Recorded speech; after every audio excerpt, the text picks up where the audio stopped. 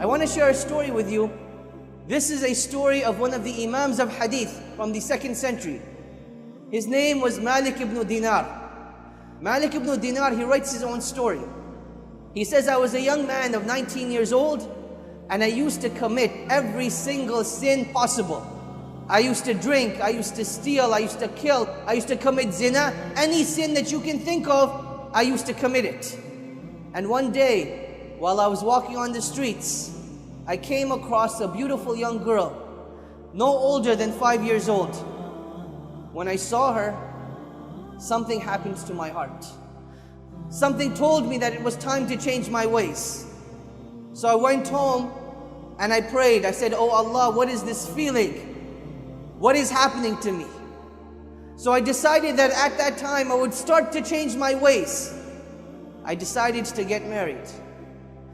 Lo and behold, 9 months later, Allah subhanahu wa ta'ala grants me a beautiful young girl named Fatima. Fatima became the coolness of my eyes and the warmth of my heart. I used to love her, I used to play with her, I used to take care of her. And one day, while I was sitting on the chair, I was about to take a drink of alcohol. She came and sat in my lap like she used to do, and she started to play with my beard. And as I was about to take a sip, she hit my hand and the glass went flying away. I thought to myself at that time, had it been anyone other than Fatima, I would have struck their neck. But Allah had placed so much love and mercy in my heart for her that I couldn't do anything except for embrace her and kiss her. And that was the day that I stopped drinking. Time goes on, I'm becoming a better individual, I'm changing my ways. And along this journey, Fatima is becoming more beloved and more dear to me. Fatima now turns 5 years old. She reminds me of that beautiful young girl that I saw on that street that helped me change my ways. But at that time, Allah subhanahu wa ta'ala tried me with a trial so great, it was as if no one on the planet had been tried with such a trial before. Allah subhanahu wa ta'ala took Fatima away from me. She died. I went into depression, I became sad. I didn't know what to do. So I started to drink again in hopes that the pain would go away. I used to drink and I used to drink and I used to drink. In the nighttime I would drink so that I could pass out during the day, and during the day I would drink so that I could pass out during the night. And one day when I passed out during the day, Allah subhanahu wa ta'ala showed me a vision. The day of judgment had begun, and as I arose, other people arose as well. And there was chaos everywhere. People were running, yet I had no idea what they were running to or what they were running from. And as I started to run with the people, I noticed that I was the only individual that had a giant black snake right behind him. The more I ran, the quicker I ran, the quicker the snake came. So I ran and I ran and I ran until I came to the foot of a mountain. And I saw this old man with a beautiful white beard and beautiful white hair and beautiful white clothes. But he was very old. So I asked him, Old man, for the sake of Allah, please help me against this snake. The old man replied, I am too weak and I am too feeble. Perhaps if you go on top of the mountain, you'll find someone to help you. So I went to the top of the mountain, I ran, and the snake is just behind me. And as I get to the top of the mountain, I look over the valleys and I see the hellfire. People being burned, people being punished, people being persecuted. And I knew it wasn't what I wanted. I didn't want to be there. So I ran back down to the mountain and I see the old man again and I scream at him again, Old man, for the sake of Allah, please help me. And the old man again replies, I am too weak, I am too feeble. Why don't you run towards the hills? Perhaps you will find someone to help you. So I started running again. I run towards this greenery that I know it doesn't belong there.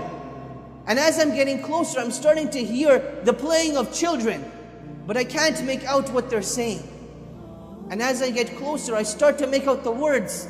The children are saying, Oh Fatima, go and help your father. Oh Fatima, go and help your father.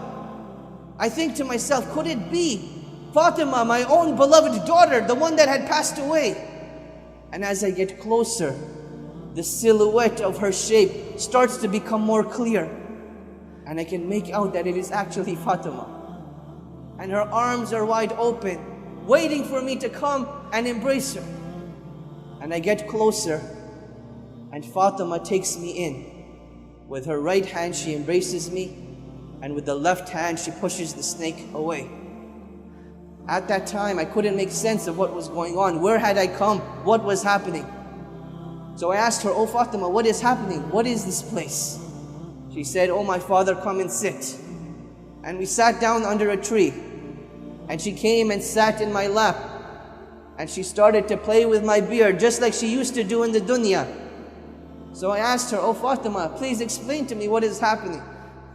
She says, "Oh my father, this is the day of judgment.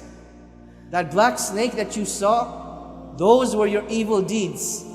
They had become so many, they had become so strong, that if it hadn't been for me, they would have destroyed you today. That old man that you saw in the white clothing with the white beard, with the light on his face, those were your good deeds. They had become so few and so little that they would be no avail to you today.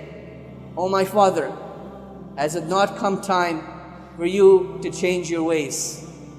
She recited a verse from the Quran. She said, "Alam ya'ni lilladhina amanu an takhsha'a qulubuhum bi dhikrillah."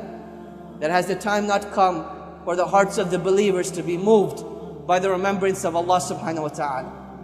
At that time, Malik ibn Dinar, he woke up. He wakes up and he hears the adhan of Maghrib going off. He makes wudu and he hurries to the masjid. And as the salah begins, he hears the imam reciting again. أَلَمْ يَأْنِ لِلَّذِينَ آمَنُوا أَن تَخْشَعَ قُلُوبُهُمْ لِذِكْرِ اللَّهِ وَمَا نَزَلَ مِنَ الْحَقِّ وَلَا يَكُونُوا كَالَّذِينَ أُوتُوا الْكِتَابَ مِنْ قَبْلُ فطال عليهم الأمد فقست قلوبهم وكثير منهم فاسقون. That has the time not come for the hearts of the believers to be moved by the remembrance of Allah subhanahu wa ta'ala. Malik ibn Dinar, he prayed his salah and he knew that a new life for him was about to begin. And that is what he decided to do.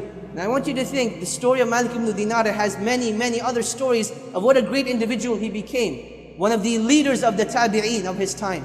But how did this individual get to such a state? Every individual has a turning point in their lives where they can become better people or they can become worse people. A conscious decision of which way you want to go, towards Jannah or towards the Nar.